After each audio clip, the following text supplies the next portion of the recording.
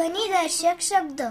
लक्षात ठेवा, परिसरातील माणसांचे, पशुपक्ष्यांचे, वाहनांचे, वस्तू खाली पडल्याचे असे अनेक आवाज आपल्या कानांवर सतत येत असतात.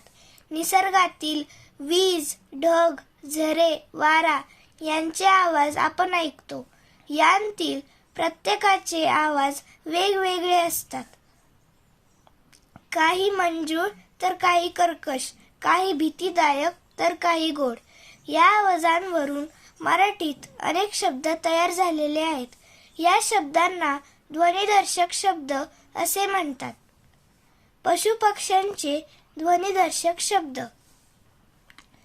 कावळ्याची कावकाव, पक्ष्यांचे भांडण कलकलाट, कोकिळेची कुहूकुहू, पंखांचा फडफडाट, पक्ष्यांचा मंजूळ आवाज किलबिल, गायीचे हंबरणे, कोंबड्यांचे आरवणे कुकुचकू, बेडकांचे डराव, घोड्याचे खिंकाळणे, शेळीचे बकरीचे बे बे, सिंहाची गर्जना, कबुतराचे घुमणे गुटरगुम,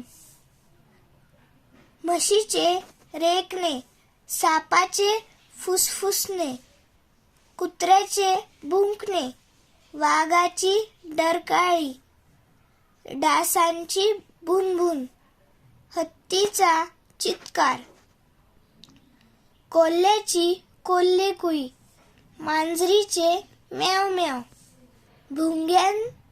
भुंग्यांचा मधमाशांचा गुंजारव, घुबडाचा घुतकार, हंसाचा कलरव, मोराचे नृत्य थुई थुई, चिमणीची चिवचिव. वस्तूंच्या आवाजाचे ध्वनिदर्शक शब्द. घंटेचा घणघणाट, तलवारींचा खणखणाट, बांगड्यांची किणकिण, पैंजणाची छुमछुम, नाण्यांची छनछन, ढोलाची ढमढम, विजेची बेल डिंग डॉंग, घड्याळाची टिकटिक. निसर्ग घटकांचे ध्वनिदर्शक शब्द. ढगांचा गडगडाट, ओढ्याचा खळखळाट, धबधब्याचा धोधो, झऱ्याची झुळझुळ, पानांची सळसळ, वारा सुं सुं, जोराचा पाऊस धो धो, थेंबांची टपटप, विजांचा कडकडाट, पावसाची रिपरिप. क्रियादर्शक ध्वनींचे शब्द.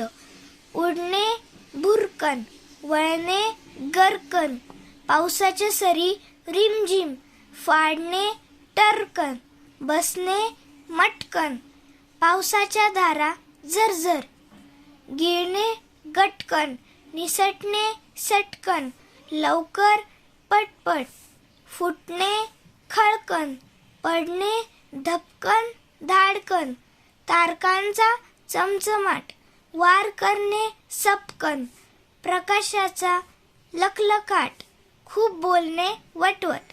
थँक्यू.